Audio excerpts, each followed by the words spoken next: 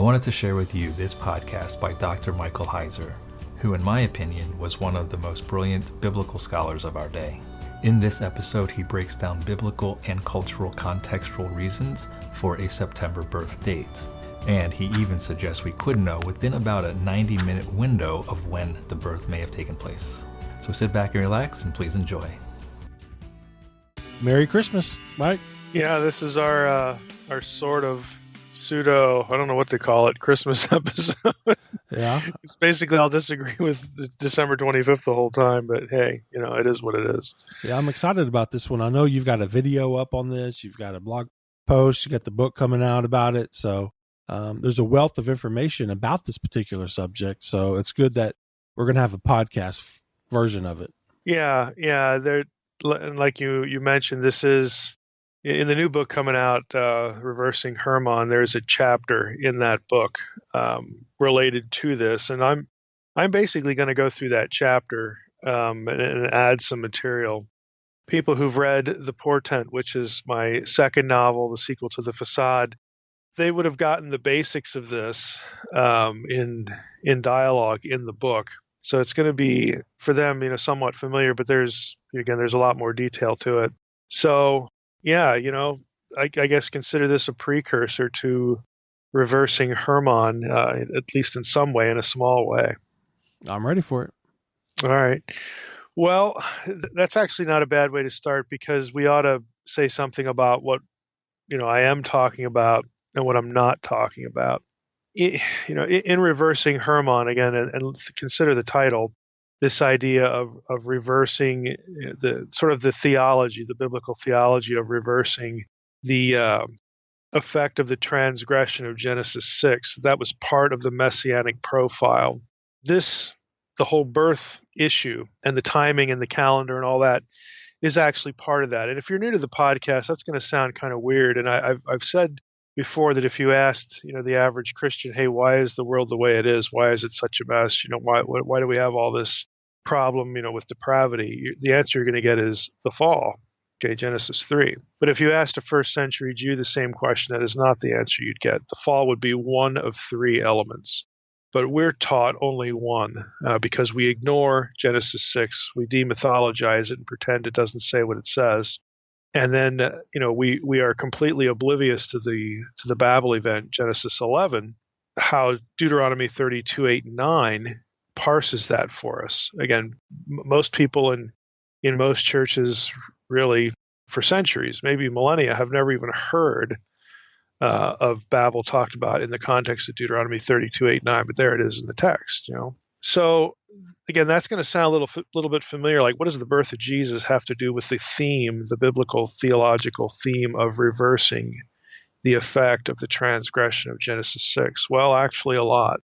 And that's what we're going to talk about today. So that's going to be our focus. Now, that is part of a wider area in scholarship, sort of, for lack of a better term, called astral theology or astrotheology. This notion that the ancients, Jews and Christians included, looked at the heavens and considered what was going on in the heavens as signs of God working out His will or God about to do something, sort of a prophetic flavor. Now, we see that generally in the Gospels. Like with the second coming, there'll be the sign of the Son of Man or the signs in the heavens, and we saw it in the Book of Acts, with things that have already happened. So that's part of eschatology in biblical thinking. So that's different, though, than what we think of as astrology. So they're two things that are sort of conceptually related, but they're actually distinct.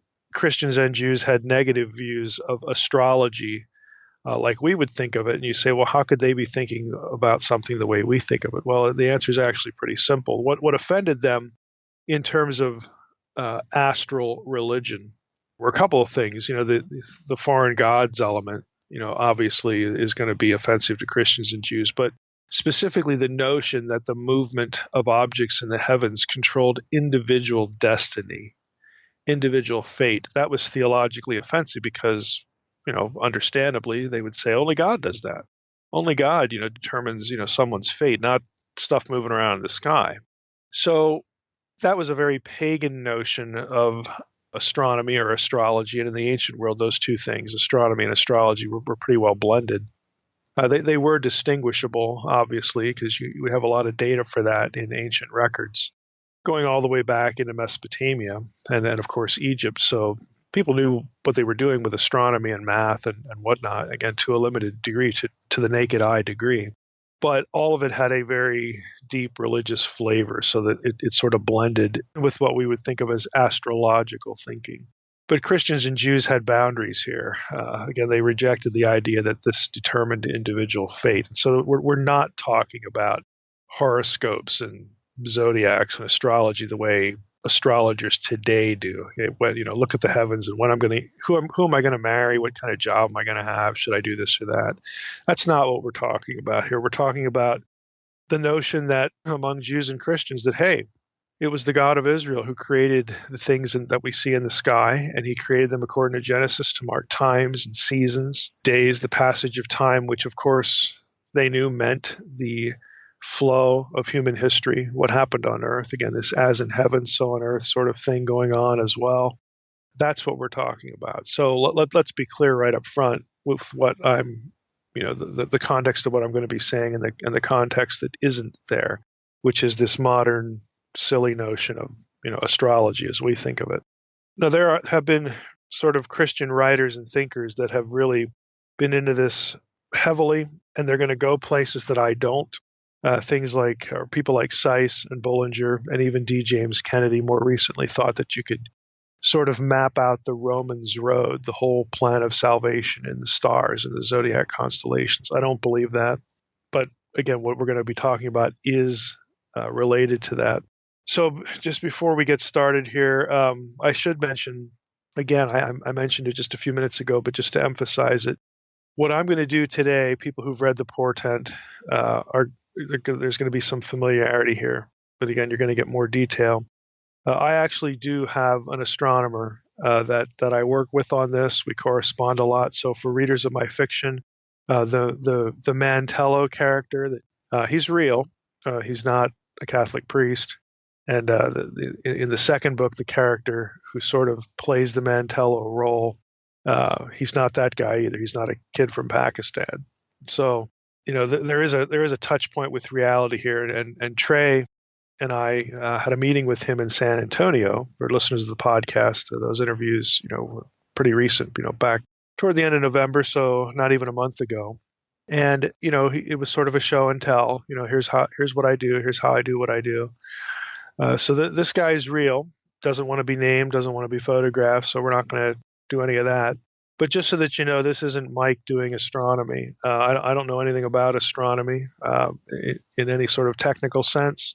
I understand what he does, and I know a decent amount about astrological lore in ancient texts, and specifically, Jewish stuff, Jewish and Judeo-Christian stuff.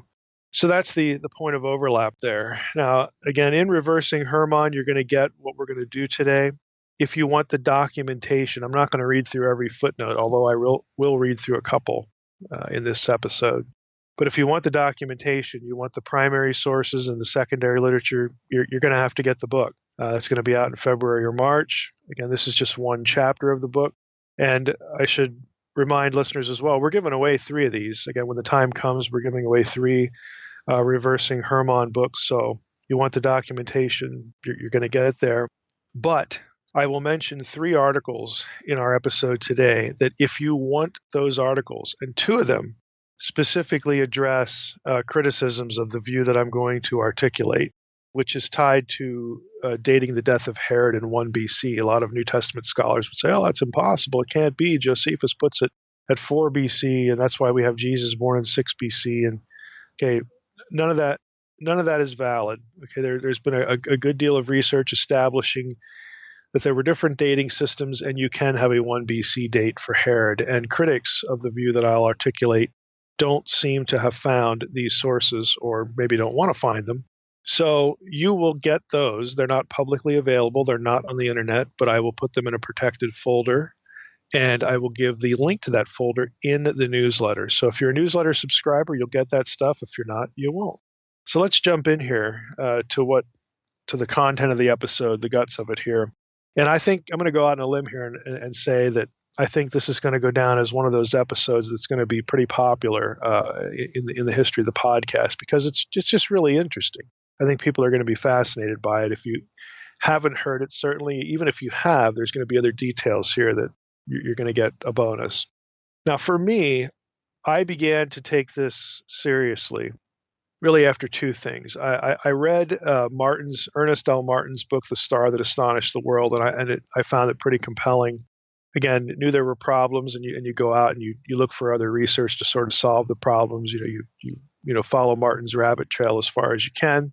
In my case, I was fortunate again enough to have an astronomer, somebody who had their head into all this to help.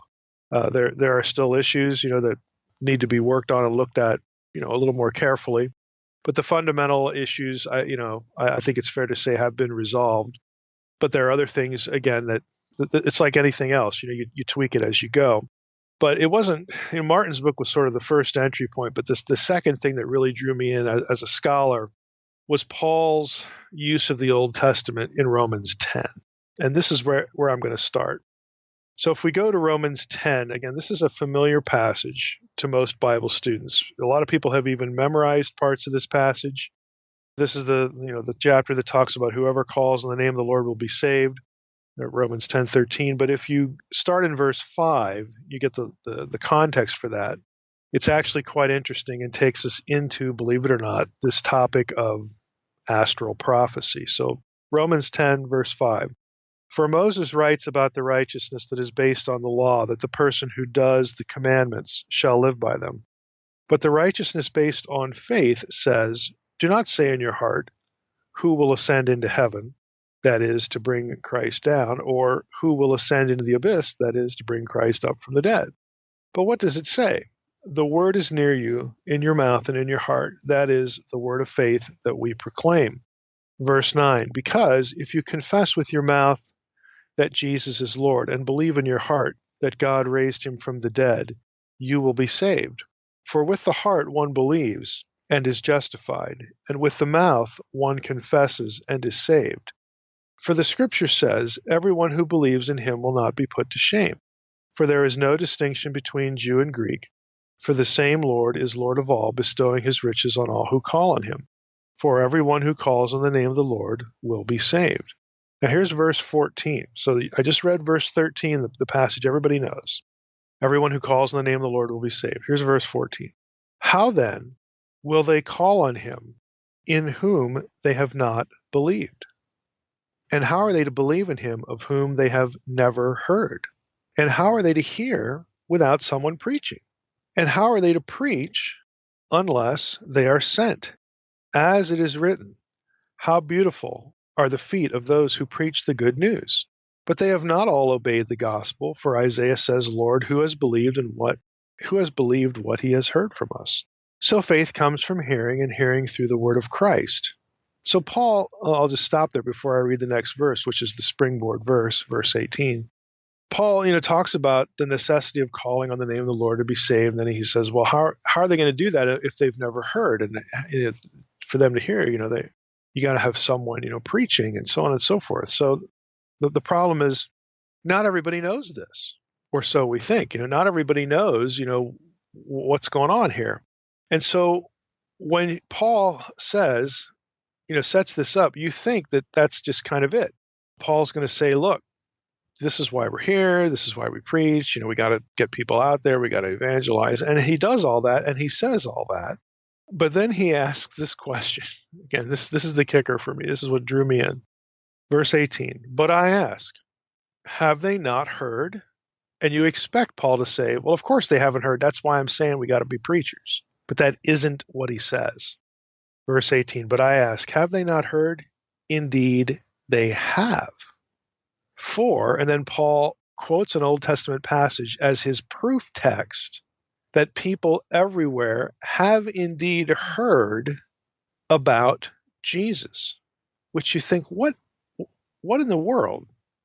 And here's the passage he quotes. Their voice has gone out to all the earth, and their words to the end of the world. Now, Paul is clearly describing the necessity of believing in Jesus for salvation. That's easy from Romans 10. Again, lots of people have memorized that.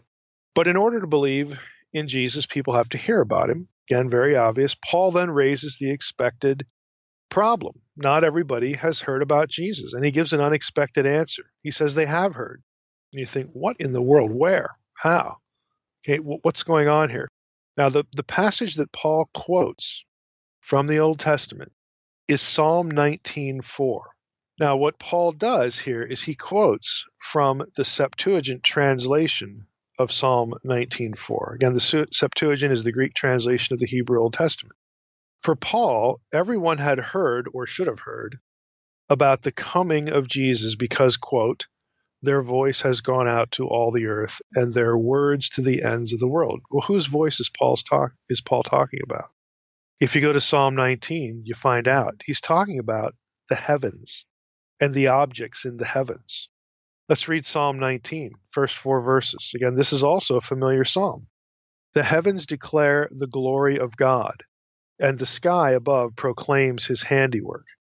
Day to day pours out speech, and night to night reveals knowledge. There is no speech, nor are there words, whose voice is not heard. Their voice goes out through all the earth, and their words to the end of the world. Now you'll notice there, the 4th verse, their voice goes out through all the earth and their words to the end of the world. I'm reading from the ESV, and the ESV has in that verse adopted the Septuagint reading. Their voice goes out through all the earth. Now some of your Bibles may follow the Masoretic text here. Okay, we'll get to that in a moment because it says something different. It actually is going to mean the same thing, but it will say something different. Now, there are a number of terms in those first 4 verses that convey the idea that the heavens communicate information. Just think about what we just read. The heavens declare. The sky proclaims.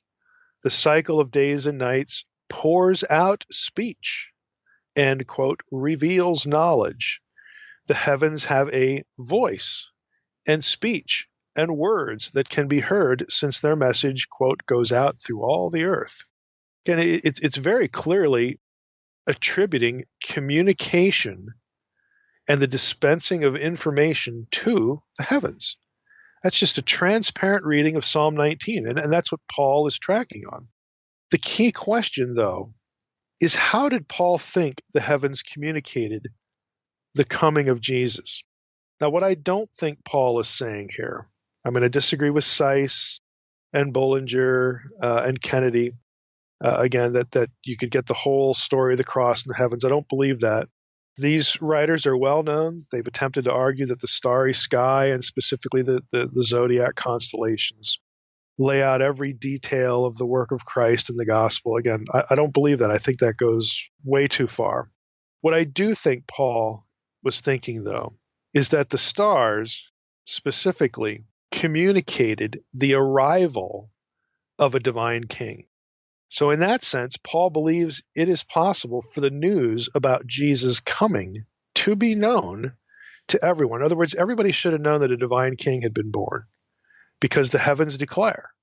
Okay, or to quote, specifically the 4th verse, that Paul, quotes in Romans 10:18, their voice, again, the voice of these, heavenly objects, these celestial objects, goes out through all the earth, and their words to the end of the world. And people could have and should have known that much, that a divine king had been born. So that's what I think Paul is tracking on. Now, let's take this a little further. Paul's task, and he's doing it in Romans 10, in the gospel, was to explain what the coming of this divine king meant. The mystery that Paul, referred to as the plan of salvation. You're Jew and Gentile united together, same Savior, all that sort of thing. It is fallacious, though, to presume that the starry heavens could actually explain the way of salvation to someone when Christ himself sent the apostles in the world to preach the gospel. In other words, there was a reason he did that. If looking at the heavens was sufficient for evangelism, why would Jesus send out apostles? So again, I'm disagreeing with Seiss and Bullinger and Kennedy here. The sky has far greater and more immediate coverage, so why bother doing that? Moreover, the message of the traveling apostles was not how to read the heavens. They didn't tell the story of the sky, which is going to be told in a specific passage we'll get to in a moment. But that's not what they do.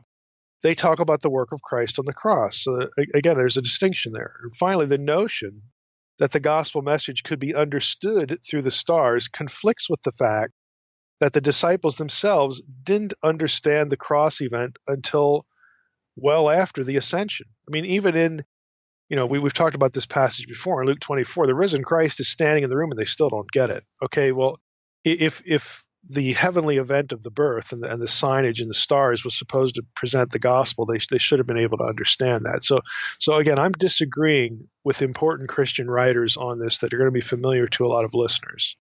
So there's, what I'm not saying and what I am saying is that I think what Paul is tracking on is that there were celestial events, celestial signs that could have and should have telegraphed to everyone that a divine king had come to earth. Okay, and specifically, we're going to get the story of the Magi that factors into this. So that's what I think Paul is doing. Now, Paul, I don't think, though, as well, I don't think Paul is thinking specifically of the star in Matthew 2. And by the way, that term in Matthew 2 is a term used of a wide range of celestial bodies. So it's not a star only like we think of it. It could have been a planet. And again, I'm going to agree with most astronomers that it was Jupiter, Jupiter's retrograde motion. We'll get to that briefly in a moment. So, that lone object, the star, by itself wouldn't telegraph anything. You say, well, what do you mean? The Magi looked up there and they could figure out what it meant. Well, yeah, because what they were looking at had a celestial context to them. And that's what we're going to be talking about in a moment. So this celestial object in Matthew 2, the Star of Bethlehem, whatever that was, and its behavior, its movement, if you're just looking at Matthew 2, you don't have the context for understanding what that is. In other words, you can't, if you weren't a Magi, one of the Magi, and you saw that thing in the sky, you wouldn't think anything of it because you lack sort of the astronomical, the wider context. You don't really know exactly what you're looking at. You can see something, in the sky. You can see it maybe, change directions if you, went off and did something, came back a few minutes later, a few hours later. You can do that. But you don't have the astronomical context because this isn't what you do. You're a shepherd or you're something else. Well, the Magi understood the bigger picture. They could single out this object and understand what it was meaning because they knew the wider context. And so as we transition, to what this context was, the question is there anything in the New Testament that might give us that context, that might give the star of Matthew 2 the context that the Magi had, that would inform, an ancient sky watcher that this particular object that's mentioned in Matthew 2 marked the birth of a divine king. And there is indeed. There is a context for that in the New Testament. It's found in a passage that few New Testament scholars associate with the birth of Jesus, which is ironic, especially since this passage says what it says in conjunction with the birth of the Messiah. And you're going to say, well, that sounds kind of insane. How do people miss it? Well, they miss it because, well, for a number of reasons, but since it's in the last book of the New Testament, and that isn't part of the birth narrative in the Gospels, people don't make the connection.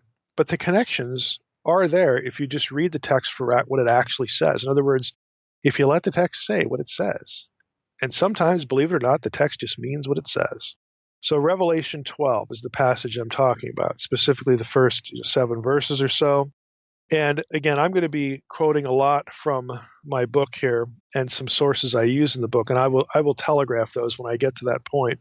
There are going to be a few that I especially touch base with. Martin's book, The Star That Astonished the World, which is available free online, by the way, and also Beale's commentary, his massive commentary on Revelation. Now, an important note here before I read Revelation 12. None of what I say, or frankly of what Martin said, should be construed as Old Testament messianic prophecy.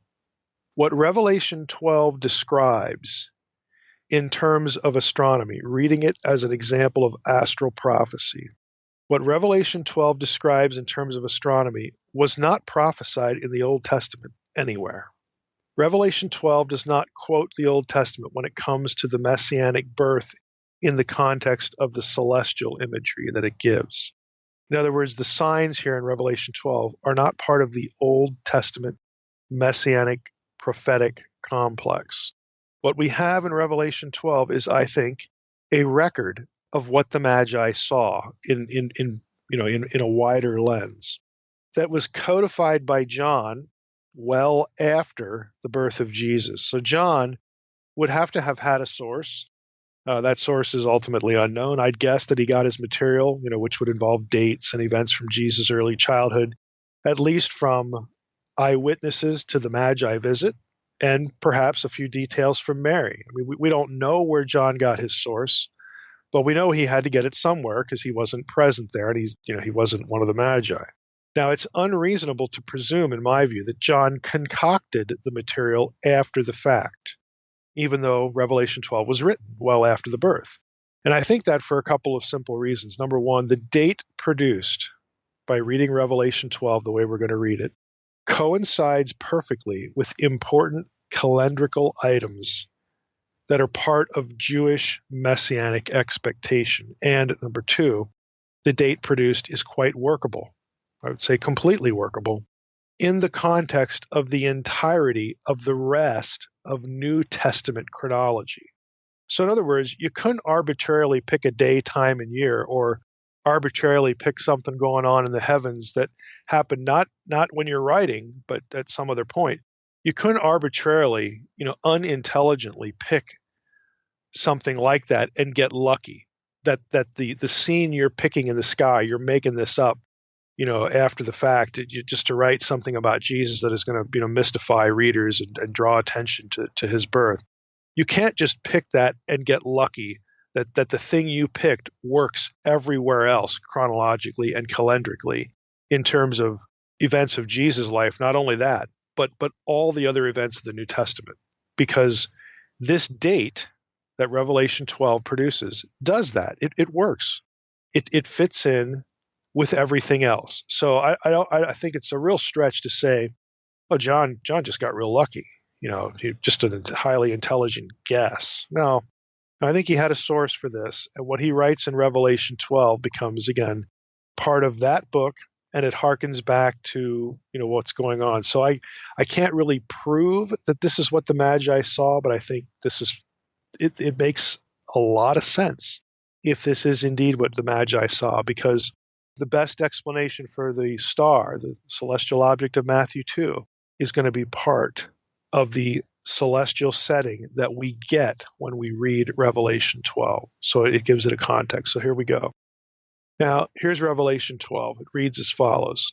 A great sign appeared in heaven, a woman clothed with the sun, with the moon under her feet, and on her head a crown of 12 stars. She was pregnant and was crying out in birth pains and the agony of giving birth. And another sign appeared in heaven. Behold, a great red dragon with 7 heads and 10 horns, and on his heads, 7 diadems. Verse 4, his tail swept down a third of the stars of heaven and cast them to the earth. And the dragon stood before the woman who was about to give birth, so that when she bore her child, he might devour it. She gave birth to a male child, one who is to rule all the nations with a rod of iron. But her child was caught up to God and to his throne. And the woman fled into the wilderness, where she has a place prepared by God, in which she is to be nourished for 1,260 days. Now, it's quite clear that the signs in the heavens here in Revelation 12, what John is specifically looking at, again, he says, I looked up at the heavens and saw, okay? They're indisputably astronomical. Sun, moon, and stars are specifically mentioned. The specific signs, though, require some attention. Let's take the woman first. The woman is the key figure, the logical starting point for interpreting Revelation 12 astronomically. And there are scholars, who do this. Probably the major work on this is Bruce Malina's Genre and Message of the Book of Revelation. He takes the whole book of Revelation basically, as astral prophecy. I would agree with Malina's critics. Beale is one, Dave De Silva is another, that he sort of takes this a little bit too far. He sort of takes it so far that he ignores the book of Revelation's use of Second Temple material and even the Old Testament. So, again, Malina sort of jumps the shark here a little bit with his emphasis. But I think his basic approach is sound. Now, since the woman clearly gives birth to the Messiah, okay, there's this quotation from the Psalms, the one who is to rule the nations with a rod of iron. It's very clearly messianic. The woman gives birth to the Messiah. And then the Messiah is taken up to heaven. That's a reference to the ascension. So you get here in Revelation 12, the birth of the Messiah and the ascension. And then the woman gets persecuted and has to flee into the desert.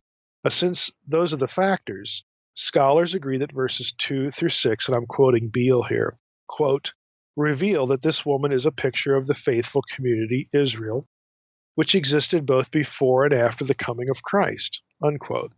Israel, of course, is described as the Virgin of Zion in the Old Testament and produces the Messiah in fulfillment of Old Testament prophecy. Okay, this is just 101 sort of stuff. 2 Kings 19:21, Isaiah 37:21, Jeremiah 14:17, again, the Virgin of Zion. Again, Israel is the Virgin of Zion. Now, more specifically, when it comes to the actual birthing of the Messiah, Mary comes to mind as the Jewish girl who gives birth to Jesus, but Virgin Israel best fits both parts of the description of the woman in Revelation 12. In other words, if it was just the birth, well, then we might be thinking exclusively of Mary. But since we have the birth, the ascension, and then even subsequent to the ascension, Israel, fleeing into the wilderness, okay? The woman fleeing into the wilderness, Israel actually fits better. So the Virgin Israel is actually sort of a better paradigm for reading Revelation 12. But we're not excluding Mary because she was a virgin, okay? According to the New Testament, Virgin Mary gives birth to the Messiah. We get that. So that both things are going on, but Israel, is sort of the primary referent here. Now, I have a footnote in the book quoting Beale at this point. I'm going to read, some of that. It's pretty long, but I'm going to read it, where he describes again. He elaborates on this imagery. Here's his quote in the footnote. Verse 6 is saturated with a rich diversity of Old Testament Jewish and early Christian background. The woman flees from the dragon after the deliverance of her son. She flees so that the dragon will not annihilate her. This is not a mere literal escape, whether of Christians fleeing the Roman siege of Jerusalem in AD 66 or of a remnant of Christian Jews being protected from a future great tribulation. As in verses 1 and 2, the woman represents the community of faith, though now it is not that of the Old Testament epoch, but the messianic community after Christ's resurrection and his ascension, again referred to in Revelation 12. The woman is now on earth and not in heaven because she now represents the true people of God on earth. She escapes into the wilderness for protection because there's a place prepared by God for her. The flight into the wilderness is a collective allusion primarily to Israel's exodus from Egypt and the anticipated end-time exodus, which was to occur during Israel's latter-day restoration from captivity. Again, he goes into all sorts of passages for that. The same pattern of flight is observable with Elijah and Moses, again, who symbolize the church in Revelation 11. Isaiah and other prophets, again, do the same thing. You get this is very rich Old Testament imagery, in other words, and so again, it points back to Israel as the Virgin of Zion. Okay, so we've got both Mary and Israel the primary referent point. Now that was Beale. Back to again our own work here. Additionally, the connection to Virgin Israel is important, given that the signage would have to be decipherable to Jews at the time of Jesus' birth. And at that time, Mary's circumstances would have been entirely unknown. The meaning of the Virgin and the 12 stars around her head is evident in Second Temple period Jewish literature, as well as later rabbinic thought. So even the 12 stars, which if we look at this astronomically, obviously the Virgin is going to be Virgo, and Virgo does have 12 stars around her head and all that. But if you look at it textually, and specifically in terms of Jewish literature, the 12 stars around the head are going to be a reference to the 12 tribes of Israel. And so the woman, again, is Virgin Zion, Israel. Now here, Beale, again, has devoted considerable attention to the ancient Jewish and Old Testament context for the woman. He writes in part elsewhere, Again, that verses 2 and 6 reveal that this woman is a picture of the faithful community which existed both before and after the coming of Christ.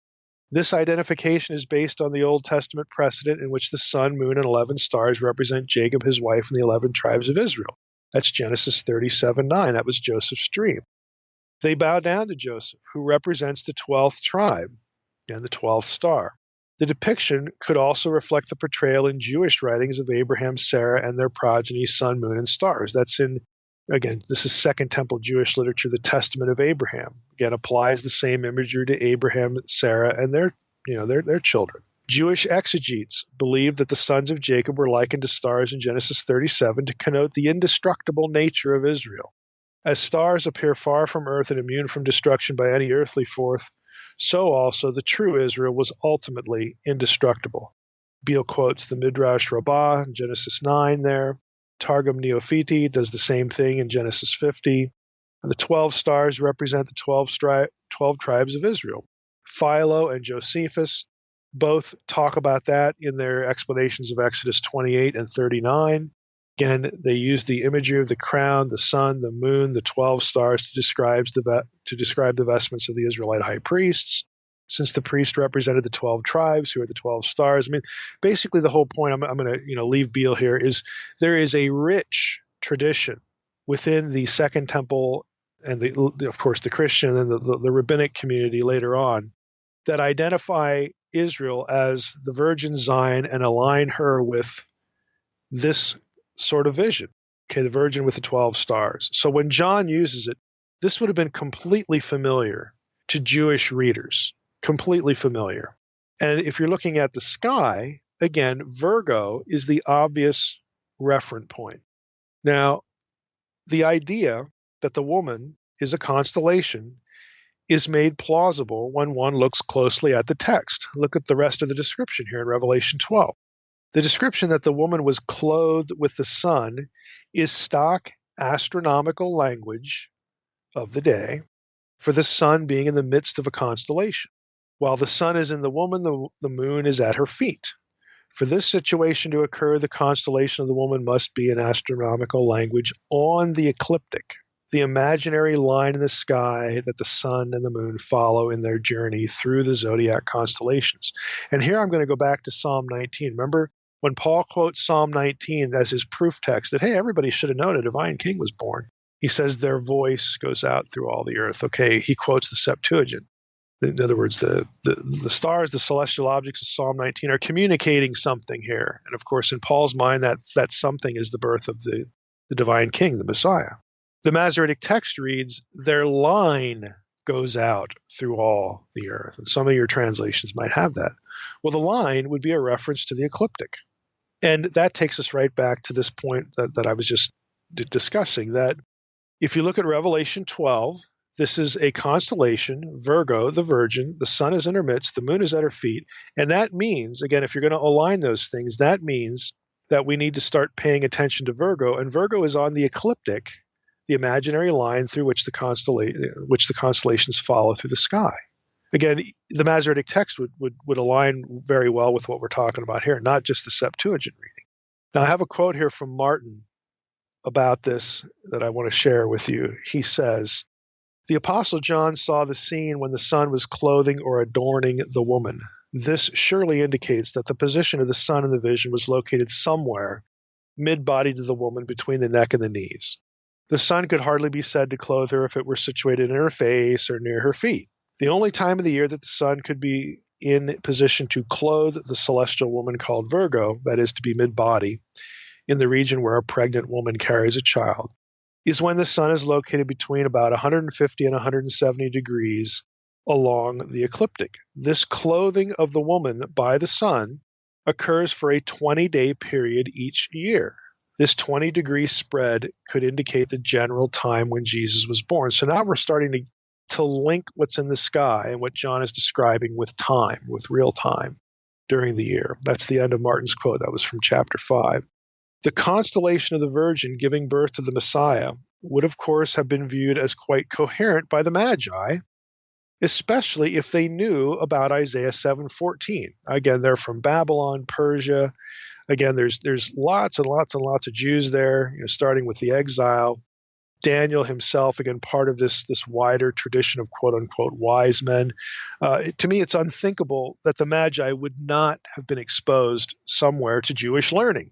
And specifically, the focal point of Jewish learning is the scriptures. So again, this is not very difficult to imagine that if the Magi knew of Isaiah 7:14, and linked it to the Davidic dynasty, this idea of a virgin, Virgo, and we're going to see a few signs in a moment here that telegraph to the Magi very clear that a divine king was being born inside Virgo. Okay, part of the signage associated with Virgo being clothed with the sun, between the head and the knees here, that they would look at that and go, boy, there's that thing in the Old Testament that read, this virgin shall conceive, and maybe we ought to go look at that. And oh yeah, boy, it was a sign for Ahaz, the Davidic dynasty, and boy, oh boy, oh boy. I mean, in other words, this isn't hard to do the math. For the Magi, if they had known the verse, and I think there's more than a reasonable expectation that they did know the text. But even if they were ignorant of Isaiah 7:14, the astrotheological linkage would still make sense to them, since the sign we know as Virgo had strong associations with other ancient quote unquote mother goddesses, figures that would produce divine kings. So even if they were totally ignorant of Isaiah 7, what they would have been looking at, would have been a neon sign for divine royal birth. Okay, and we're going to pick up a few of the other signs here in a moment that would make that clear. But the fact that they go to Bethlehem tells you, again, that they were familiar with the Hebrew scriptures. Now, the detail that the moon was located under the feet of the woman, Virgo, must not be forgotten in all this. The sun must be in the Virgo constellation while the moon is simultaneously at her feet. Okay, somewhere at under the feet, somewhere there. That condition has to be present for John's vision to be accurately interpreted astronomically. Because of the moon's quote-unquote behavior relative to the ecliptic and Virgo in any given year, the 20-day window narrows to roughly a 90-minute period in which to astronomically pinpoint the birth of the child of Revelation 12, which is the Messiah, which was Jesus. Okay, so we'll get to that. Let's talk about the child a little bit. Revelation 12:5 is very explicit that the child is Jesus, the promised Messiah. Quote, she gave birth to a male child, one who is to rule all the nations with the rod of iron, but her child was caught up to God and to his throne. Reference to the birth and the ascension. Okay. Now, this description is an allusion to Psalm 2, verses 7 through 9, which prophesied that the Messiah would defeat God's enemies and be installed as ruler over all the nations. Okay, the psalm allusion is coupled with a description of an ascent of the child up to God and his throne. In short, John's wording here in the immediate context is designed to create the impression that it appeared as if the devil had won the day. The dragon's right there waiting to kill the child when it's born. The child's going to be killed and devoured.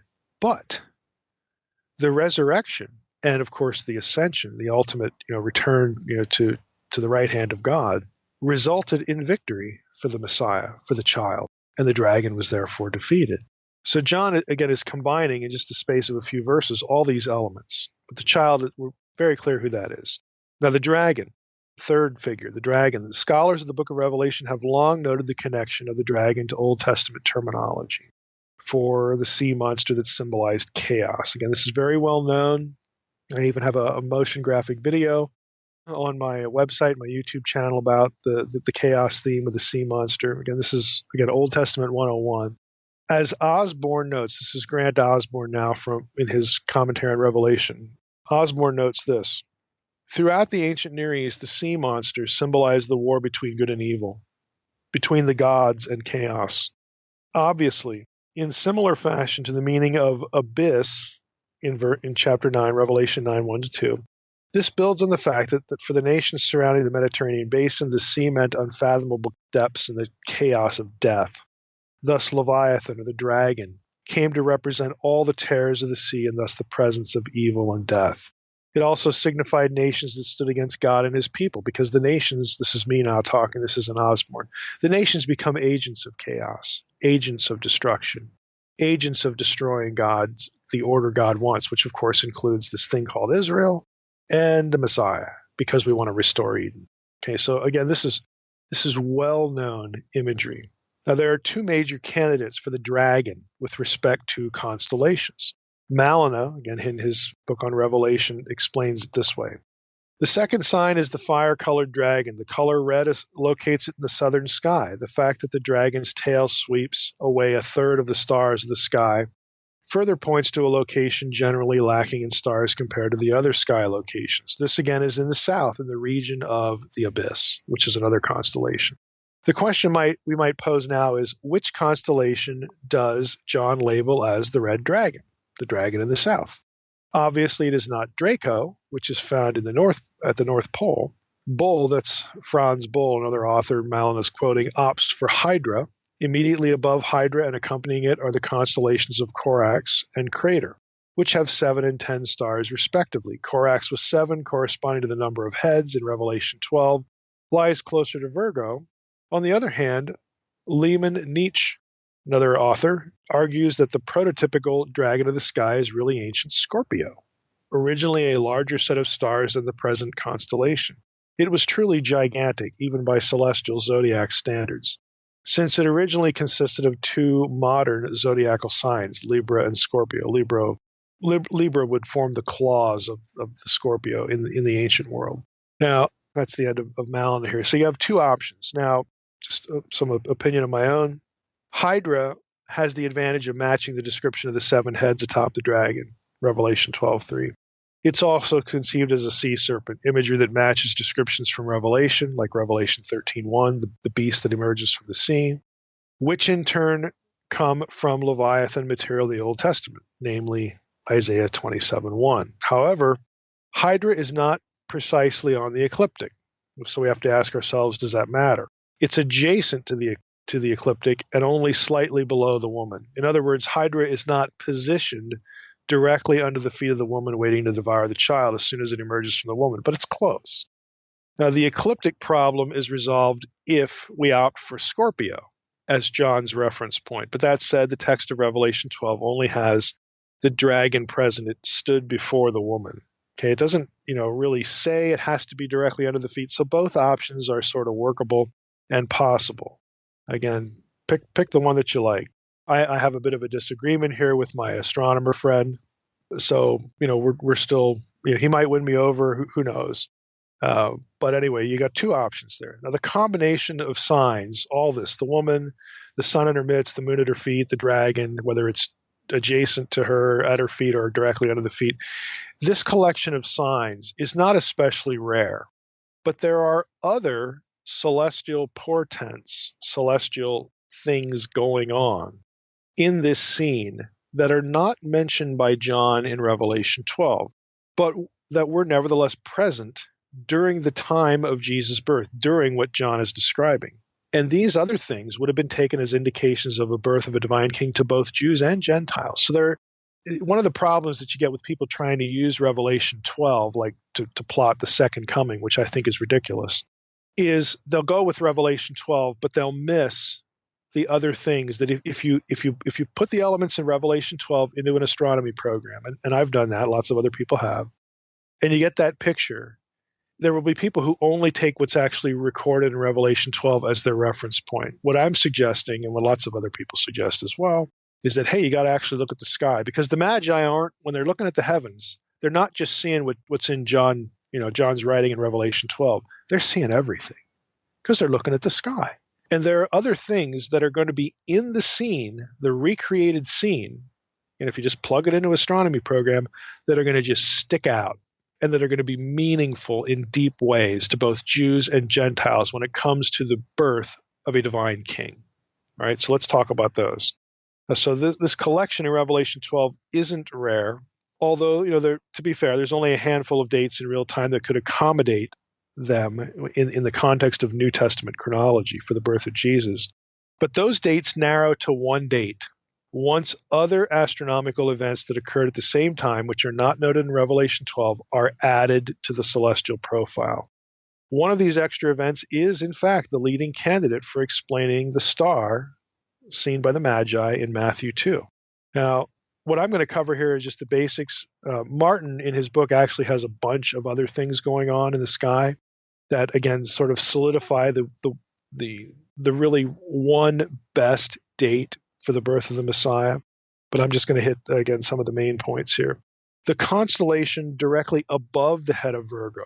Again, this is stuff not mentioned in Revelation 12, but if we're looking at the sky like the Magi did, that constellation above the head of Virgo, the very next one in the zodiac is Leo, the lion.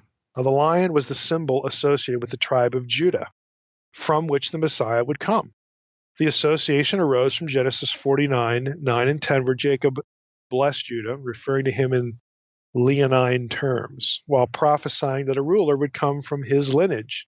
Now here's Genesis 49, I'll just read it. Verses 9 and 10. Judah is a lion's cub. From the prey, my son, you have gone up. He stooped down, he crouched as a lion, and as a lioness, who dares rouse him? The scepter shall not depart from Judah, nor the ruler's staff from between his feet, until tribute comes to him. And to him shall be the obedience of the peoples, in other words, the nations. Okay? So this is where the Lion of Judah imagery comes from. It's part of the Torah.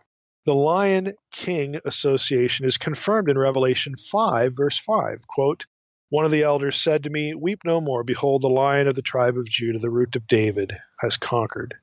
Now the constellation Leo then was associated by Jews, Jewish astro-theologians, if you want to call them that, with royalty. The constellation of Leo is also important to Gentiles. It was the chief or head sign of the zodiac and had special importance in astrological circles. Now that is a quote taken from Hastings' Encyclopedia of Religion and Ethics. If you read through their Sun, Moon, and Stars article, you're going to find that. Leo was considered a royal constellation since it was dominated by the star Regulus. Regulus would have also been in the picture, again, the recreation of the circumstances of Revelation 12. So the star Regulus was known by astrologers as the king star. It was big and bright. Okay, so we have the king constellation. All right, the king constellation, Leo, Lion of Judah, and the star Regulus in that constellation, in Leo. The status of Regulus in Leo is important because on one of the possible dates for the Messianic birth, it came into conjunction with Jupiter. As the largest planet, Jupiter was considered the king planet in astrotheological thinking of the first century. As a result, the constellation Leo, the Messianic sign of the Lion of Judah, to Jews who read the heavens, literally here, had two conjoined signs of a royal birth within it. So in other words, if you're the Magi, and again, you're familiar, but obviously with Gentile, religious astronomical thinking, and you're familiar with, the Hebrew scriptures because, hey, you go to Bethlehem. If you're looking at this sign, you've got a virgin with 12 stars, the sun in her midst, the moon at her feet, the dragon. Okay, then above that you've got Leo, the lion. It's the symbol of the tribe of Judah. And within that constellation, you have Jupiter, the king planet, and Regulus, the king star, overlapping. They're conjoined at this moment. Remember, we're talking about a 90-minute window where all these things are there. So the combination of astronomical signs produces a unique set of circumstances which can only be accounted for by one date that matters in the sweep of New Testament chronology. And this date, as we will see, again, I'm just going to say it here, but we'll talk more about it. This date has dramatic significance in the Jewish calendar. According to all of these signs taken together, and Martin, again, in chapter 5, has even more. According to all these signs in the heavens, the date of Jesus' birth, the birth of the Messiah, was September 11th, 3 BC. Now, when we hear September 11th, that just creeps us out, because of the context of that date in our own time. Now, there would be a whole separate show to talk about, was September 11th, 2001 sort of a shot across the bow in terms of cosmic evil, for the fate of the earth and humanity and all that stuff. I think there's something to that. Because, again, I'm a supernaturalist. But I'm not going to go there in this episode. For this episode, we want to talk about the original September 11th date. Again, the birth of this Messiah child in Revelation 12. If we take the chapter for exactly what John says, I looked up at the heavens and saw. Okay, an example of astronomical prophecy, astrotheology, astral prophecy, whatever label you want to give it. Now, Martin, again, back to Martin, his book, I'll just read you one footnote because, again, he has a lot of other information there that can be borne out by an astronomy program. As Martin details in chapter 5 of his book, reading Revelation 12 this way correlates precisely with the chronological testimony of Luke concerning the timing of the birth of John the Baptist and his father's, that is Zechariah's, priestly duties at the temple, where the angel met him to announce John's birth. The primary objection to this date, to the September 11th, 3 BC date, is that it violates the accepted date for Herod's death, which most scholars put in 4 BC. You have to have Herod dying after the birth, because remember, the Magi come, it's at 1 or 2 years later, depending on how old you think Jesus is, at the time of the birth. They don't come, we have the 3 Magi, visiting, the manger. Okay, that is not what the scripture says. They come later. When the terminology for the child changes in the narrative. And again, this is very well known, and you could find this almost anywhere online or in most books that discuss what we're talking about today. The 3, we don't even know there were 3. We just infer that there were 3 because of the gifts. But the Magi come later than the actual birth event. Okay, and after that is when Herod dies. So, there's basically 2 years. 2 years later, Herod dies. So he can't be dying in 4 BC if Jesus is born in 3 BC. It has to be Herod dying in 1 BC. So that requires that Herod die in 1 BC. Now, elsewhere in my footnote, I say, despite the objections of many to the September 11, 3 BC date on these grounds, a 1 BC date for Herod's death is indeed possible. And it's actually quite plausible. For recent research into how a 1 BC date for the death of Herod is historically coherent, I'm going to give you 2 sources. Now, I've mentioned these on my blog. If these are not publicly available, and frankly, one of them is really hard to find. But if you subscribe to the newsletter, you will have access by virtue of a link to a protected folder, and you can read them yourself. There are 2 fundamental articles here. One is by Ormond Edwards. It's called Herodian Chronology. It's from the Palestine Exploration Quarterly, Volume 114, Issue 1, 1982. And the second one is by Andrew Steinman, much more recent. When Did Herod the Great Reign? It's in the scholarly journal Novum Testamentum, Volume 51, which is 2009. Now, the former article, Edwards, focuses on numismatics, that is, coins, Herodian coins, as evidence for reconsidering how Herod's dates are calculated and understood in terms of various calendars. And he comes out, and he even has several charts in the article, but he shows, hey, you're using Herodian coins, 1 BC, we'll tell you what calendar you're using and all that kind of stuff. It works. The latter article by Steinman casts a much wider net than Herodian coins. So he has a lot more data leading to a 1 BC death for Herod, while also chronicling the problems with the 4 BC consensus. So that the standard accepted date for Herod's death actually has its own problems, but you typically don't hear that because everybody sort of just accepts it. So I would recommend both of those articles, and a 1 BC Herod death date is not an insurmountable problem by any stretch for the view that I'm articulating here. So back again to the subject matter. Let's talk about Jupiter. Again, we have Jupiter Regulus conjunction in Leo. Jupiter is important because it is, you can read a lot of astronomers here, the best explanation for the quote-unquote star of Matthew 2, whose movement or perceived movement was tracked by the Magi. Jupiter's well known for what astronomers call retrograde motion, the appearance of movement back and forth in the night sky.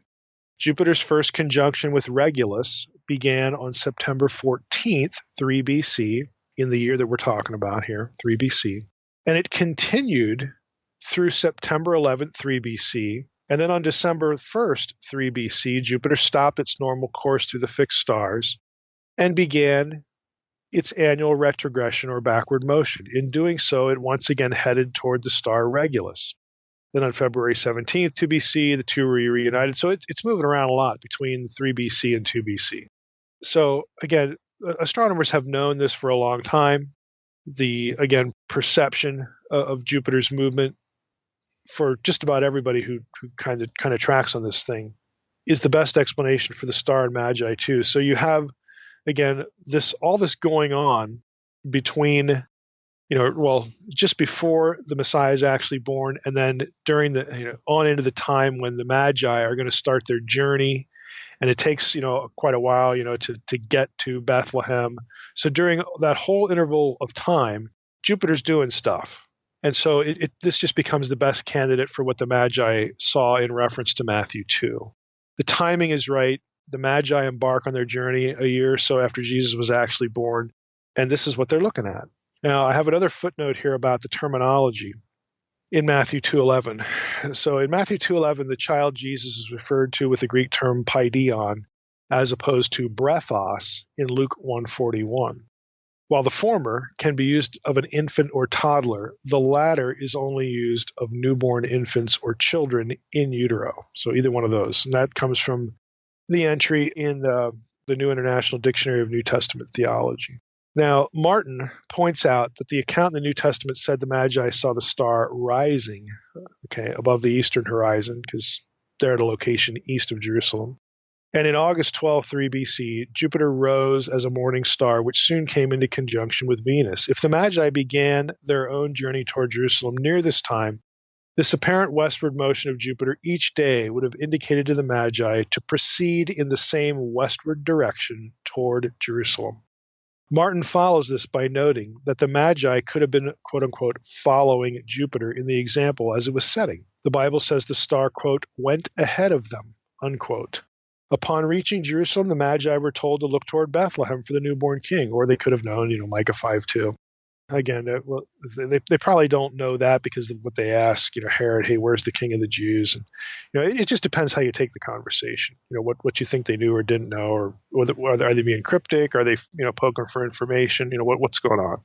So you can read it different ways. But anyway, all of this occurred when the New Testament says the star, quote unquote, came to a halt in the heavens. That's Matthew 2:9. Jupiter stopped its motion and stood over where the young child was. In a word, the celestial body became stationary.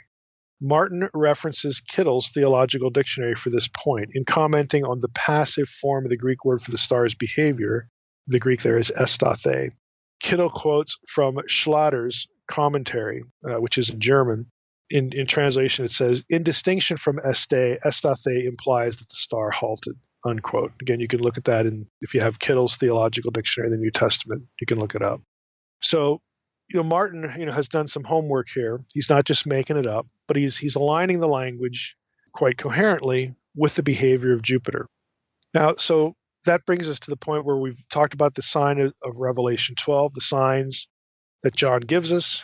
If you're looking at the sky, then you have these other things going on, and I've narrowed our discussion to the Jupiter Regulus conjunction in Leo. Again, Martin has more if you want it. That gives us a birth of Jesus on September 11th, 3 BC. However, that date is also the Day of Trumpets, or was also the Day of Trumpets, and it has a connection to Noah's flood. And so here we're going to drift into the reversing Hermann sort of stuff. The astronomical context of John's description of what he saw in the heavens in Revelation 12 puts the birth of Jesus on September 11, 3 BC. Again, that part, we know, we can see that. Again, just put it in an astronomy program, you're going to get that. The literary context of Revelation 12 is of relevance here. Immediately preceding Revelation 12, John described the heavenly appearance of the temple and the Ark of the Covenant, Revelation 11:19. The ark was the central symbol of God's presence with Israel. The birth of the child in Revelation 12 was John's way of saying that the presence of God had indeed returned to the earth in the form of this child, the Messiah. New Testament scholar Greg Beale notes the significance of this juxtaposition, the Genesis 11 and the Genesis 12. The reference to the ark and the temple, and the reference is given to in Revelation 12, verse 7. These signs. Beale writes this: a trumpet was to be blown on Tishri 1. Which in the rabbinic period came to be viewed as the beginning of the new year. God's eschatological judgment of all people was expected to fall on this day. The New Year trumpet also proclaimed hope in the ongoing and ultimate kingship of God, in God's judgment and reward according to people's deeds, and in Israel's final restoration. That's Beale, page 620, and he actually alludes to the Babylonian Talmud, Rosh Hashanah 16, for that information. Now, incredibly, again, we've left Beale now, this is me. Incredibly, the astronomical reconstruction of the circumstances of Revelation 12, 1-7 that produces a September 11th, 3 BC date for the birth of the Messiah was also the beginning of the Jewish New Year in 3 BC, Rosh Hashanah, Tishri 1, the day of the trumpets, the Feast of Trumpets. And Tishri 1 was also the day that many of the ancient kings and rulers of Judah reckoned as their inauguration day. This procedure was followed consistently in the time of Solomon, Jeremiah, and Ezra. And if you want proof of that, you can look at Edwin Thiel, Mysterious Numbers of the Hebrew Kings, page 28, 31, 161, 163. I would say this is a powerful piece of evidence for the astronomical reading of Revelation 12, 1-7, as celestial signs of the birth of the Messianic King. Again, there are just too many coincidences here. There's too many things that are coinciding and aligning neatly. Jewish tradition also held that the Day of Trumpets was the day that commemorated the beginning of the world. Again, this was Jewish tradition, in other words, the very first day of the human calendar. As Jewish historian Theodore Gaster writes, quote, Judaism regards New Year's Day not merely as an anniversary of creation, but more importantly as a renewal of it. This is when the world is reborn, unquote. That's from Gaster's Festivals of the Jewish New Year. Although it might sound odd, this tradition is part of a matrix of ideas that link Tishri 1, which of course is September 11, 3 BC, the birth of the Messiah in that year. It links Tishri 1 to the sin of the watchers, the flood of Noah, and the Nephilim. You say, how in the world? Well, let's examine that for a few minutes. The first step toward discerning these connections is to understand the Jewish calendar, at least insofar as it relates to our topic. The ancient Israelite, biblical, and Jewish calendrical circumstances are like our own in that multiple calendars are in play. I mean, we use more than one calendar. In modern Western civilization, it's common to have a calendar that maps the seasons, one that maps the school year, one that maps the fiscal year. Again, all three calendars would cover 12 months, but their beginning points would differ. We get that. Today, the Jewish New Year, Rosh Hashanah, occurs on the first and second days of Tishri. Anyone who's Jewish or who has Jewish friends knows, however, that this New Year's Day and the New Year's Day we celebrate according to the modern Gregorian calendar are, of course, not the same. Jewish Rosh Hashanah occurs in the fall season, somewhere in September and October. The first month of the year is Tishri, and that occurs in the fall. Fall was, of course, the season of the harvest, an important idea to which we will return in a moment. Exodus 12, 1 and 2, though, suggest that the first month of the Israelite calendar, in more ancient times, was not Tishri. After the Israelites escaped Egypt, the first month was aligned with the Passover. That's Exodus 12:3, in order to commemorate the new beginning of the Israelite nation after the Exodus from Egypt. The calendar of Exodus 12 detached the first season of the calendar from the agricultural harvest. Remember that the new year began in the fall. In the quote-unquote original calendar, in Exodus 12, it gets changed so that the new year aligns with the Passover. So the first month of the new calendar, the one that starts in Exodus 12, is Nisan, and you have a reference to that in Esther 3:7. Now, of these two calendars, the agricultural calendar that had Tishri as the first month is the oldest in Israelite history, predating the Exodus. The biblical text contains hints of this older calendar in certain passages that describe the ending of the year. Exodus 23:16, Exodus 34:22. Whereas Tishri marked the fall season, the end of the year was marked by the Feast of Ingathering. Fall harvest, ingathering, they're different things here. The important point for our purposes is that the most ancient Israelite calendar began with Tishri, which fell in the fall season with a harvest after the rains had produced the fall crop.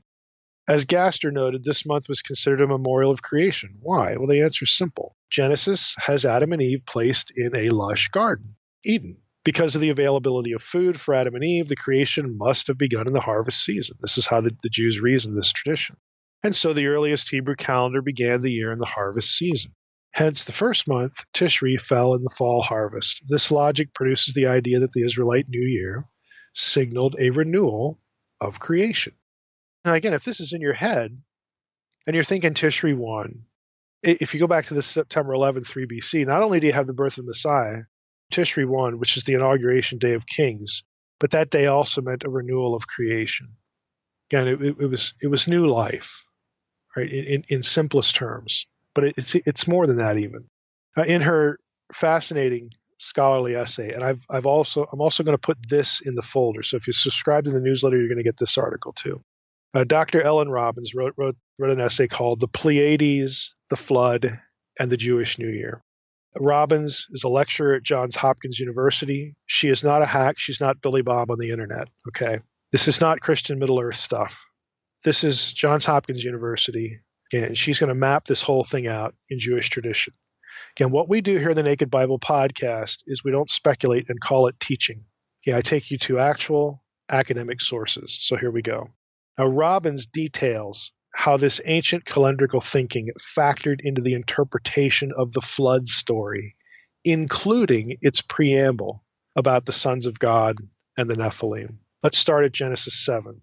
Okay, so we're working to how September 11th and Tishri 1 and the signs in the sky and the inauguration of the king and the renewal of creation, how all of that also maps over to the Jewish interpretation of the flood, including the sons of God and the Nephilim.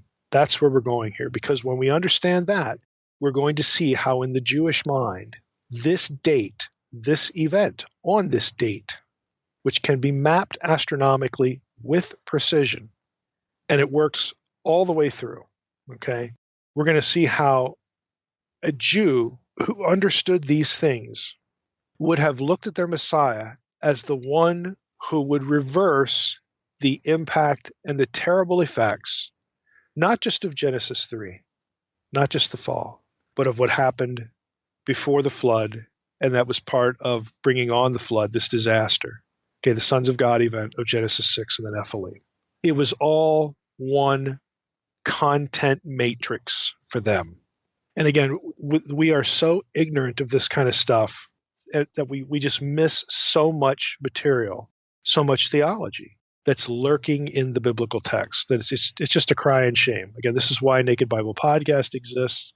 This is why we write what we write. This is the goal, to try to help you think about your Bible the way the ancient people thought about it, so that when they wrote, the original writers wrote, you can read it to understand what they wanted you to understand. Okay, so you could think their thoughts after them and not somebody else's thoughts. Not a reformer, not the Catholic Church. Okay, fill in the blank. Okay, we're concerned about what the writer wrote and what he intended you to know and to think. That's what we're doing here. So let's go back to Genesis 7, Robbins' article, again, linking this to the tradition and how the Jews understood the flood. In Genesis 7, we read this. Noah was 600 years old when the flood of waters came upon the earth. And Noah and his sons and his wife and his sons' wives went with him into the ark to escape the waters of the flood. Of clean animals and of animals that are not clean, and of birds and of everything that creeps in the ground, 2 and 2, male and female, went into the ark with Noah as God had commanded Noah.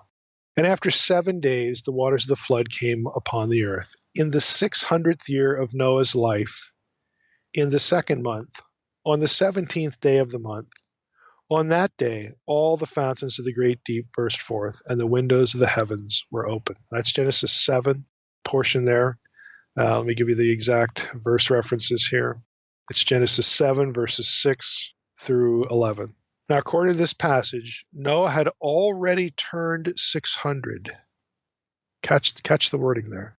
Noah had already turned 600 when the flood began. And it began in the 600th year of Noah's life, in the second month. Okay? Noah had already turned 600 by the time of the second month. Just keep that in your head. As the flood waters were subsiding just after the dove was released from the ark for the last time, Genesis 8 provides this chronological note. This is Genesis 8, 13 through 16. In the 601st year, in the first month, the first day of the month, the waters were dried from off the earth. And Noah removed the covering of the ark and looked, and behold, the face of the ground was dry. In the second month, on the 27th day of the month, the earth had dried out. Then God said to Noah, go out from the ark, you and your wife and your sons wives with you. End of quote. Now the math here is pretty transparent. Barely over a year after the flood began, Noah and his family left the ark in the second month of the year. Noah had turned 601 by the time he had left the ark. Why is this noteworthy? Well, because Jewish tradition took this chronology to mean that Noah's birthday was Tishri 1, first month.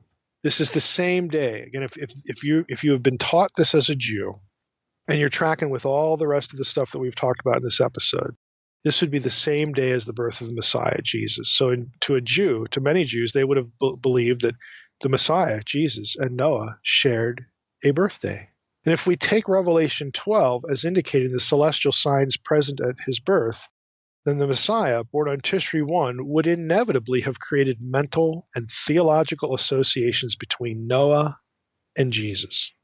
There are other details about the chronology of the flood that, given the idea that Jesus and Noah shared a birthday, would have moved ancient Jewish readers to associate the Messiah with the prologue to the flood story, Genesis 6:1 through 4. The second month of the year, the month when Noah and his family emerged from the ark after the flood, had swept the earth clean of its wickedness and the awful Nephilim, was marked astronomically by the heliacal appearance of the Pleiades. And this is from Robin's article. A star's heliacal rising, quote, is a phenomenon where a star is first visible in the morning sky. On this day, a star will only appear briefly and be barely visible, since if you had looked a day earlier, it was too close to the sun for visibility. That comes from the Astronomy page of the University of Maryland. The cluster of stars known as the Pleiades is important for all this because in the Hebrew Bible, the Hebrew term for the Pleiades is Kima. It's mentioned 3 times in the Old Testament, Amos 5:8, Job 9:9, Job 38:31. It is always paired with Orion. Hebrew term there is Cassiel, since its position in the sky is close to the Orion constellation. Not surprisingly, Orion was considered a giant in the ancient world. Now, this last reference, Job 38:31, is significant in light of the Dead Sea Scrolls. In one Targum of Job, the Targum is an Aramaic translation, okay? In one Targum of Job, discovered at Qumran, Job 38:31 reads, quote, can you bind the chains of the Pleiades, Kima, or loose the cords of Orion? But instead of Cassiel, the Aramaic has Nephilah. Okay?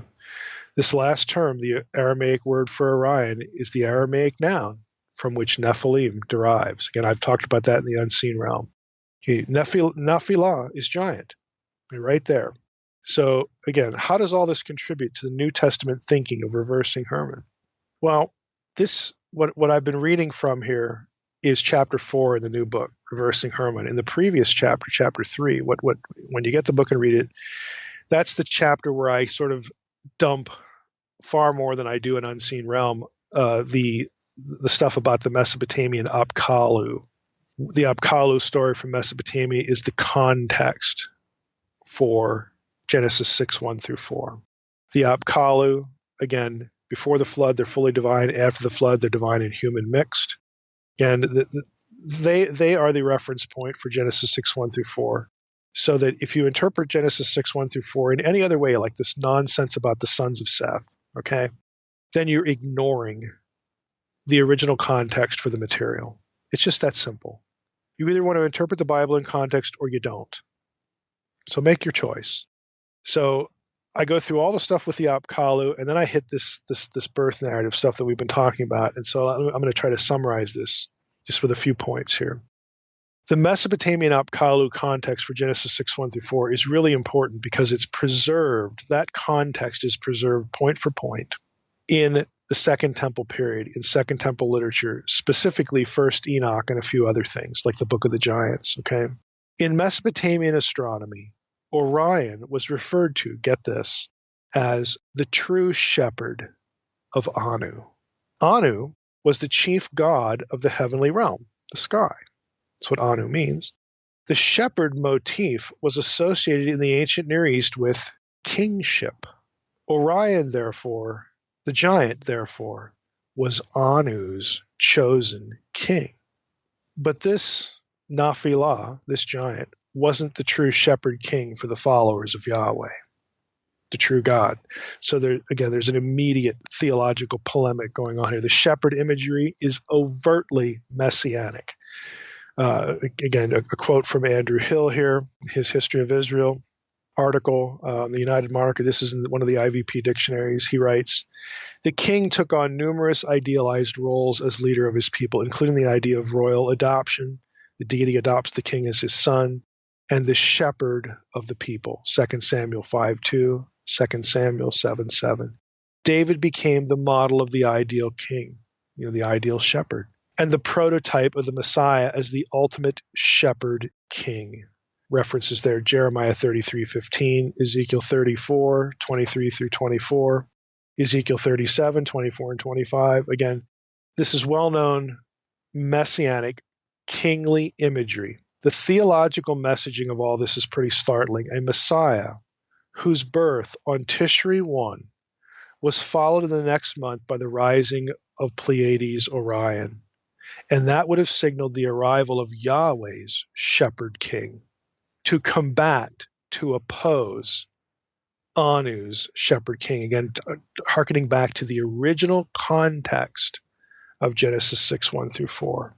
If you were a literate Jew and you understood because you had read Second Temple material like Enoch and the Book of the Giants and some other stuff, if you had read that material and you knew, again, the original context for Genesis 6:1 through 4, and you knew how that fit into the flood, you knew how to read Genesis 6:1 through 4, and you knew how to read the flood account, and the flood account was associated with Noah, obviously, and Noah's birthday was Tishri 1, and now we have the ultimate shepherd king born on the same date. What would you have thought? I'll tell you what you would have thought. You would have thought that this is the person who is going to reverse the effects. He's going to be the ultimate Noah. He's Noah on steroids, okay? He is going to be the ultimate bringer of the judgment, not just in this case of a flood, to wipe out the Nephilim, because that didn't entirely take care of the problem. This shepherd king, this new Noah, will take care of the entire problem. It is a sweeping solution to the effects of the sin brought on by Genesis 6:1 through 4. And of course, in all the Second Temple tradition, and again, this aligns well with the Mesopotamian material, it was the Watchers who corrupt humanity. This is why, going back to the beginning of the episode, if you ask the average Christian, hey, why is the world, so depraved? Genesis 3, the fall. If you ask that to a Jew, it's Genesis 3. That's the first problem. Genesis 6. Why would they say Genesis 6? Because they believe that the knowledge, the stuff that humans used to basically corrupt themselves, warfare, okay, even astrology is part of this, seductive arts they associated with cosmetics, all this stuff, all basically the self-destructive things that people do each other, they were taught and encouraged and given the tools to corrupt the entire human race by the Watchers. That is the tradition in the Second Temple period. And so when you have someone come along to be the new Noah, the signage cannot be missed. This is the one who's the solution for all that crap. He's here. This is what you would have been thinking. Okay, so on Tishri 1, traditional day of Noah, or birthday of Noah, the heavens telegraph in 3 BC the identity of the better Noah, the ultimate Noah, Jesus of Nazareth, born as he was from Noah's own bloodline. That's Luke 3:36. With the birth of Jesus, the permanent reversal of the ancient pact of the Watchers to corrupt humanity sealed on Mount Hermon had begun. And that is why the date matters. It matters because of the theological imagery, the theological telegraphing that went with it. But we miss all of that. We miss it because of what we do with Genesis 6. We throw that into the tank. We're ignorant of again, how the corruption of humanity would have been parsed in biblical terms. Again, we isolate things in Genesis 3. We don't factor in Genesis 6 or the Babel event. And as I detail in Reversing Hermon, the Babel event is a huge deal when it comes to the Genesis 6 Nephilim stuff. There are connections there. Again, this is a matrix of ideas that they would have had in their head. And this is how they would parse all of this stuff. So when was the Messiah actually born? Again, I think we're told that. I think we're told that in Revelation 12. I think that Paul knew this and understood it. And when he says in Romans 10:18, look, Yeah, we still need to go preach. I'm the apostle of the Gentiles. We got to tell people what happened at the cross. But people should at least have known. Everyone should know. They could have known, they should have known that the Messiah had come. The divine royal deliverer had come. You say, how in the world, Paul, are you an acid or something? Where are you getting that? I'll tell you where I'm getting it from Psalm 19.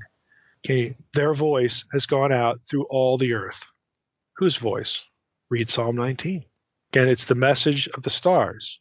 So it's actually a coherent set of ideas that goes into this talk about Jesus' birth. And again, I don't really, if you do any reading, you're going to find out, well, why was it aligned to December 25th? And why did the church do this or that, the other thing? Hey, go read that. Okay, they had their reasons for doing that, pragmatic as they were. But if you really want to know, and you really want to know how it fits and what it meant and the picture that it gives you, this is what you should be tracking on. Now, before we wrap up, I want to say two other things, two final thoughts, just again for the sake of having them on record. Again, critics of the September 11th 3 BC date focus only on the Herod problem, which has been resolved. Go get the sources and read them. A 1 BC date is entirely workable. The critics don't consider all this other stuff. I mean, there's just a truckload of it. All this other information that dovetails with Revelation 12 and the date it produces, it's coherent and meaningful to both a Jewish and a Gentile audience. The critics don't think about that stuff. They either avoid it or they're ignorant of it. No other date produced textually, traditionally, astronomically, accounts for all of the data. Therefore, no other date can account for the imagery and the symbolism and the theology. If you want to attack the September 11th 3 BC date, then show me another date that accounts for all of it. That's your challenge. Okay, I would suggest to you that you're not going to find one. Secondly, friends, people who are friendly to all this information, they're not critics, need to realize again, and I'm repeating this from earlier, realize again that none of this was Old Testament prophecy. It derives from the last book of the Bible, the book of Revelation. It looks, then that book looks backward at the circumstances of the birth of Jesus. As such, the September 11th 3 BC date should not be construed as fulfilled prophecy, since the date and the assemblage of signs weren't prophesied anywhere. It can't be a fulfillment because it wasn't prophesied anywhere. Now, that's significant for two reasons. A, there's no biblical suggestion that this set of signs, and again, this set is even wider than we've talked about here, was predicted by any New Testament passage as a harbinger of the return of Christ. There is nothing like that in the New Testament. There's no verse that says we should be looking for a mimicking of this stuff to know when Jesus is going to come back. That is contrived. That whole idea is contrived. None of what we've covered here today, for example, is ever associated with a phrase like the sign of the Son of Man. There's no verse that connects this stuff to that phrase and other phrases. To make such connections and predictions is eisegesis and is irresponsible. Secondly, B, that all this could fall into place and not be predicted in the Old Testament should tell us pretty clearly that God can do what he wants. Okay? This factors into my eschatology that God's just going to do what he wants. Okay?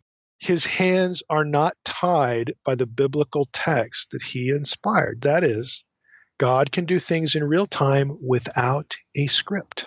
So to pretend that we know what's going to happen in the future as though the New Testament was a script that God had to follow exclusively is foolish. Yes, God isn't going to violate his own word, but no, he isn't a slave to what's written. He won't go against it, but he can go beyond it. It ought to be clear after this episode that what happened the first time around, okay, again, all this stuff, this is what happened the first time around, that's probably the way it's going to happen the next time around. So let's not play the fool by setting dates using astronomy or anything else. Well, Mike, I was going to ask you, you kind of poo-pooed it, but are there any other dates, that are solid candidates as the Jesus' real birth date? But I know there's several out there. You said to go look them up, but I mean, can you briefly touch on just I'm not going to give dates. I won't even give them in my fiction because of what people will do with it. Now, you in San Antonio, when we were with, let's just call him Mantello, he floated two sets, and he favors one, and I agree with this part of it. I don't necessarily always agree with why he thinks what he thinks. There are parts of his argument that I don't buy, but one of those sets is the one I think is the best for a mimicking of the wider set of circumstances.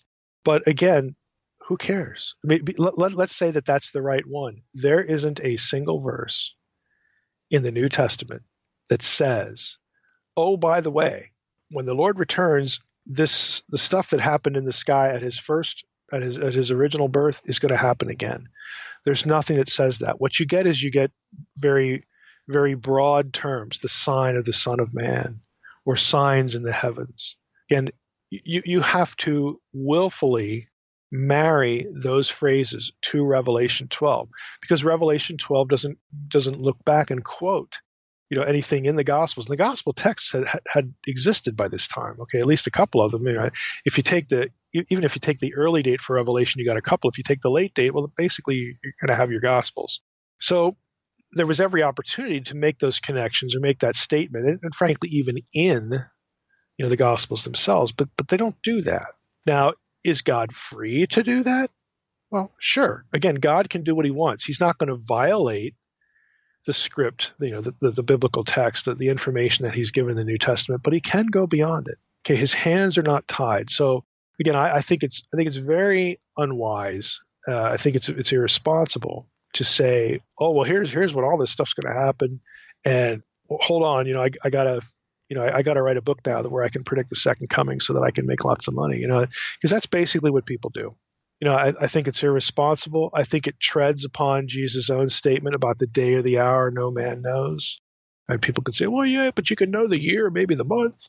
Well, yeah, if you knew when the event was, I guess you could. But again, we're not told to make these connections, and no New Testament writer ever specifically does. So again, I'm not going to sell speculation as exegesis like others do. I don't do that. And I know on the podcast, it's hard to visualize some of these astronomy alignments, but seeing it, as we got to, it's really neat to see how the stars and the planets line up and how it all fits together. Yeah, what I got most out of the meeting, and I've corresponded with Mantello for years, but what I got most out of the meeting was sort of how he thinks while he's looking at something. In other words, just sort of thinking out loud, kind of like showing his work, that to use that metaphor.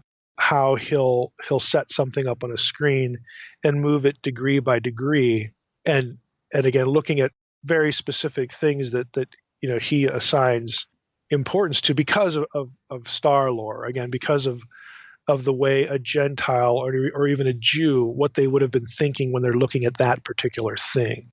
There's one specific element of his approach that I don't buy, and it's actually not an astronomical item; it's something else. But that's what I got out of it. Just being able to sort of inch your way through, degree by degree, and then looking for very specific things, knowing that okay, if I was a Jew that had this worldview, what would I be thinking? If I was a Gentile who had this worldview, what would I be thinking? Again, that was very instructive. So I'm actually, I should say that. Well, maybe I shouldn't. I guess that now that I said I should, I have to.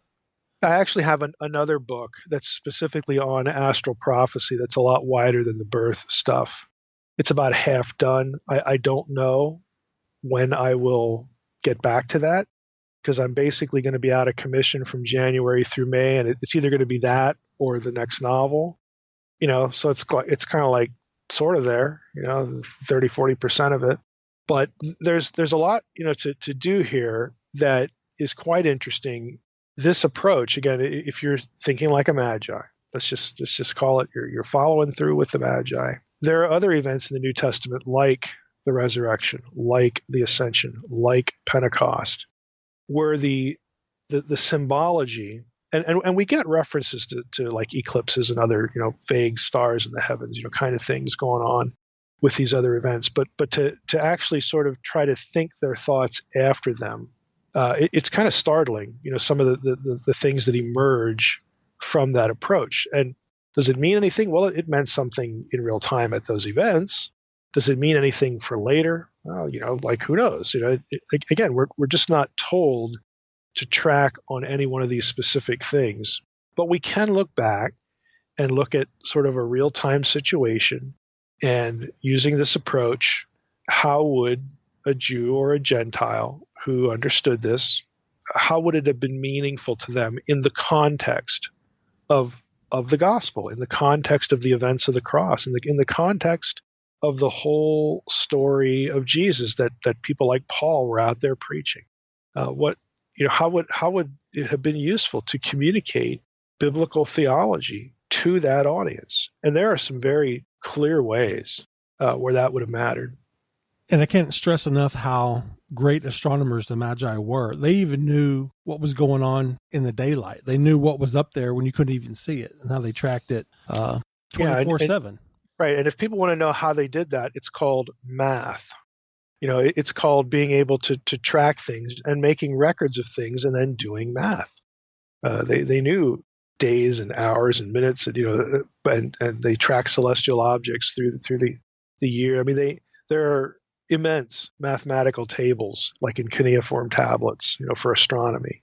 They knew quite a bit. They weren't just dependent on what they could see at any given point, because they had mathematical tables that they could calculate where things were and when they'd show up again, where they could see them. So they had a really good grasp, but certainly by the first century, building on the older Mesopotamian stuff, people like the Magi, by that time, again, they know the world's round, and they know all this.